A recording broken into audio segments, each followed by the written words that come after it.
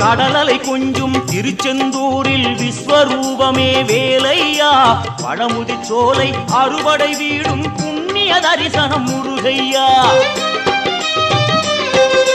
திருநீர் அணிந்து வரும் போது நெஞ்சில் நிம்மதி பிறக்குது கந்தையா சுகனே சிவனார் மகனே உன்னை பாட பாட சுகமாகுதையா வேல் முருகா அரோகரா அரோகரா வேல் முருகா